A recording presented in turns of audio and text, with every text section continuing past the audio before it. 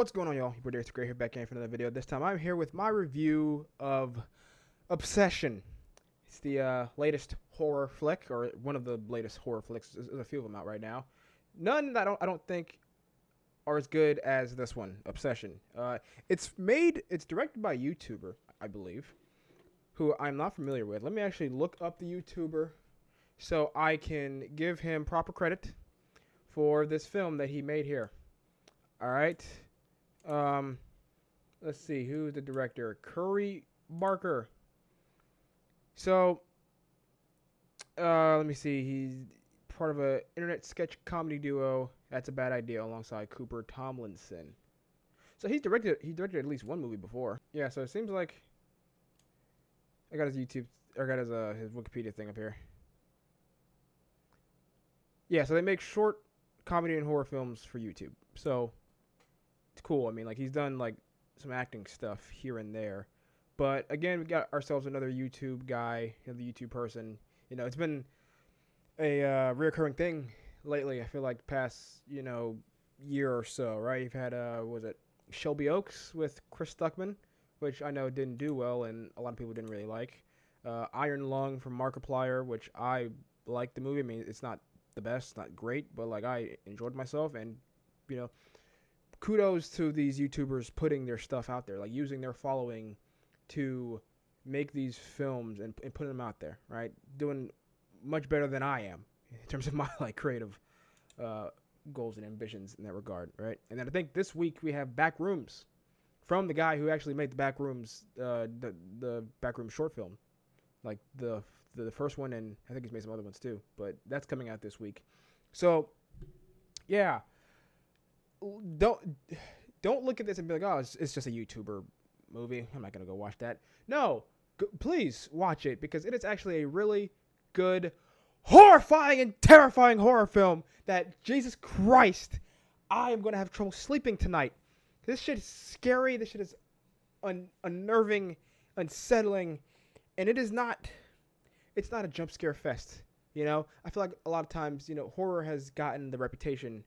And I feel like horror is still trying to like climb its way out of this. And trust me, there are still horror movies that do the whole, it's just jump scare, jump scare, jump scare. And that's all it really has to offer you. No, this is not that. There's really only one genuine jump scare in the film. The rest of it is just unsettling imagery, long, like, shots, locked off shots on a character smiling, whether it's just like in the foreground or in the background, which is even creepier. Just these shots that linger and go on for way too long, to where you gotta look away because it's like it's getting too unsettling. It's like I can't. It's just too much. It's too much. My anxiety, my nerves, my stress. I kept checking my watch, because my smartwatch, it shows my stress level. It never reached high, or at least I never looked at it when it was high, but it definitely was like moderate at various times that I checked. That's because this movie is stressful. It's very stressful. If you don't know what this movie is about, quick summary of it, okay? Because I really didn't know what it was about until I went to go see it. Like, I think I've heard like plot details, or I've heard like a synopsis, sorta. Like, I knew it was just like a guy makes a wish about a girl falling in love with him, and she's like obsessed. But that's the thing, right? It's like this guy named Bear. I think his real name is like Baron, but they call him Bear. His friends call him Bear as a nickname. He has this little small friend group. And one of his friends, he is like in love with. He likes her. He wants to date her, right? But they've only ever really been friends, and he has trouble gearing up the nerve to talk to her. Like, I feel like we've all been there, right? Man or woman, we've all been there. We're like, hey, I really like this person. I want to tell this person, especially like if it's someone that like you've known and talked to or like work with, and they do work together actually, which is crazy, because I have been in that situation many of times with women I've worked with, where it's just like, I want to say something. I really want to tell you how much I like you. I want to go out with you, but like, I don't want to ruin it. It's going to be weird, awkward. So instead of manning up, grabbing a hold of his dick and balls and just saying, yeah, hey girl, you're hot. All right. Okay. Don't say that. Don't say that. If you're just saying, hey, I really like you. You're beautiful. Absolutely gorgeous. Okay? Like, I don't want to just be friends. Let me take you out. Let's go get something to eat. not as friends, but as something, let's take this up to another level. Instead of just manning up and telling the girl how he truly felt, which he had multiple chances to do, he decides to use this thing that he bought from, like, I guess, I don't know, like a magic shop or wherever the hell it's from. It's called, like, the Wish Willow or something like that. It's like this little thing of, like, wood or, like, bamboo or something where just, like, you say what you wish, like, what your wish is, and then you break it, and voila, your wish is now reality, right? And his wish is for his girlfriend, like, not girlfriend, but like his girl, friend, to love him more than anything in the entire world. And see, now that's where he fucked up. That's where he fucked up. Now you see now, you done fucked up, you know that, don't you? He could have just said, hey, I wish that she would like me, like I like her, and we can go out and date. Well, there we go. But, of course, if that happened, we wouldn't have a scary movie here where all of a sudden she becomes madly, obsessively, hence the title, in love with him. And it's not just like, oh, yeah, she's just obsessed with him. No, it's like there's something, obviously, supernatural, magic, demonic going on here that's forcing her to be this way. And you find out later on in the movie just exactly what it is, like what actually has happened to turn her this way. But like it's not just that she's in love with him, it's creepy. Like she's creepily obsessed, she's twisted, there's something not right. It's like she does many things. I'm not going to say any things that she does because I want you to see it yourself. But she does twisted things to this man and people around him. And then she just goes, "Oh no, I'm sorry, please forgive me. I'm sorry. I'm going through, a tough time. Just please don't leave me. Don't leave me." Like that type of shit. And it gets real dark. Goes to certain places, and also she's very, like, when I tell you how obsessive she is, like, she is so obsessive that she literally never goes home. Like she literally never goes back to her house. She's always with him, like legitimately. Mind you, they're just dating. Right? They're not married. So this is not his wife, but she is literally always around him, always with him. And when he's not there, oh boy, some things happen. And when there are people who perhaps have interests in him besides her, oh, it does not go well. Things happen, and the actress who plays her, I believe her name is like Inde Navarrette or something like that, right? I know her from Superman and Lois. She played I don't remember her character's name in Superman and Lois, but like she was one of Superman's sons, Jordan, right? His on and off girlfriend throughout the show. I never would have guessed she had this type of acting bag in her. Not that she was bad in the show. No, she was good in the show and what they gave her. Even though sometimes I was just like, dude, they're giving her some real weak stuff here. She went deep into her acting bag. Like, this is her, like, coming out party here. I don't know what else she's done career-wise, but she pulled out some Oscar-worthy facial expression acting, put out some Oscar-worthy, like, I don't know at times if it was just, like, her natural voice or she was, like, she was doing, like, different voices and stuff. It was wild. It was crazy. And hats off to her, dude. Yeah. I'm trying to see what else she did. Film-wise, this is her second film, which is nuts. Dude, she's had, like, what, 1, 2, 3, 4, 5, like 6 roles, including this one, dude. Like, she had Superman and Lois. She was on 13 Reasons Why, which I never watched because I was just like, that shit does not interest me. She did another television show before that, but, like, yeah, she's mainly been doing TV stuff, and this is, like, her second film. Yeah, dude. She's gonna be a name, I think, after this. She's definitely gonna be a name in Hollywood, and she should be.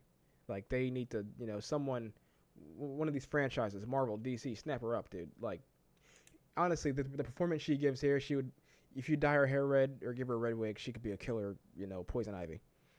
Cause like she walks the line. I want to say walks the line, but like she's great at turning on, like, wow, this, like, she's great at turning on the aspect of this is what, most guys want. Just a super loving girlfriend, a super loving partner who just loves them so much and just wants to be around them, wants to be with them, wants to do nice things for them, wants to, always fucking have sex or the fuck, like she's great at that stuff, but then she's also great at moments where it's just like, this is too much. This is too much. She's doing way too much. And there's so many moments in here where you just go, nope. You just go, no. You just go, hell no, brother. And I have to say, the main character, Bear, from jump, the movie shows you how dumb he is. He gets dumber. No sense of self-preservation whatsoever in this film. There's so many moments in like, her weirdness, her creepiness, her dark twistedness escalates throughout the film, and he just sticks with it. Brother, most of us, we're saying, fuck this, and we're leaving. Sure, there might be, because of the supernatural nature of it, maybe she'll fucking always find him. I don't know. But, like, we're leaving where, I don't know, whooping her ass, unaliving her, something, calling the cops. He never once called the cops in this movie. He never once called the cops in this film, dude. Jesus Christ. Yeah, he's one of the dumbest main characters, one of the dumbest characters I've seen in a horror movie. But like it's a thing where like they set him up to be like he's stupid, and he is so stupid to the very end. There's so many moments where like clearly it shows you if you say the wrong things, if you upset her anyway, she will lose her shit. And yet he always finds a way to say some shit that will make her lose her shit. He will always say the wrong things. Like, here's an example, and this is not really a spoiler, but, like, this is, like, an example of just, like, hey, she would say something like, I want to, go with you to this place. And he's just like, no, you can't. You got to stay here. I had to go by myself. Knowing good and damn well that would set her off, and he says it anyway, man. Like, he says it anyway. He says it in a way that is just like, bro, think about this. He's so stupid. He's such a big dummy. Dummy, yeah. A complete huge dummy. But without him being such a dummy, we wouldn't have a movie. And I tell you, man, this movie, there were some like scenes where like they're in bed, or like he's in bed and it's at night and she's acting and standing like a damn sleep paralysis demon. You guys had those before? I might have had one in my lifetime. I don't really recall one actually. But I felt like I've had at least one occasion where I've woken up and been like, what the fuck is that in the corner? Turns out it's nothing, but it's just like that looks like there's some shit in the corner there. That happens a lot in this film, and I feel like I'm gonna have to sleep with the lights on tonight, dude. Like, if it wasn't for the fact that I was in a movie theater, I would have been pulled a Corey Kenshin. I'm out. You think I'm not watching this! But unfortunately, I couldn't pause it because it was in a movie theater. It's a movie on screen. I'm not at home watching it. This movie's really good. It's a real good horror flick. It's like the best horror film I've seen in quite a while. I mean, I recommend it. See it during the day like I did, even though that's like not gonna really help. And like, I don't know if you've noticed me like just looking off to the side a bunch. Like, I have my second screen here, but also I can't help but feel like I'm seeing some shit in the corner of my eye. I'm just like, the fuck, dude. I honestly, it's like a 9 out of 10, 10 out of 10. It's like a 9 to a 9.5 out of 10 film for me. I don't need to see it again. I don't think I ever will see it again. I mean, I was going to take, my girl or whatever we are. I still don't fucking know. We're in like a situationship of some sort. I was going to take her to see this film should our schedules miraculously align, which they never do. But after seeing it, I don't think I want to watch this again. I don't think I want to sit through it again. I don't think I can handle it. Even though I want to see her reaction to it, I don't think I can do it, dude. And honestly, this movie made me okay with being single. Like, my relationship status right now, it's over the map. It's all over the map. It's undefined. It's got some issues.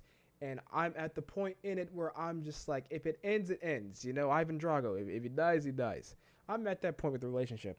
And after seeing this film, I'm like, for real, if it ends, it ends. And I'm good being single because I don't don't. Nah. That struck me in a place right there. That film. I've seen people say that it's like the experience of dating a crazy Latina, which is funny because like the actual actress, like she's like half Mexican or some shit. I don't know. I've never dated a Latina. I will just say I've seen videos of crazy Latinas, and that seems like some shit I've seen. I'm good. Anyway, what do you guys think? Comments down below. Have you seen the film? Will you be going to see the film? If you have seen it, what did you think about it? Make sure you leave a like in the video. Hit the notification bell. All right. Hit the subscribe button. All that good stuff. And I will see you guys in the next video. I need to play some Lego Batman and try to clear my mind with some funny, goofy kitty shit. Okay? All right? Peace. Good Lord.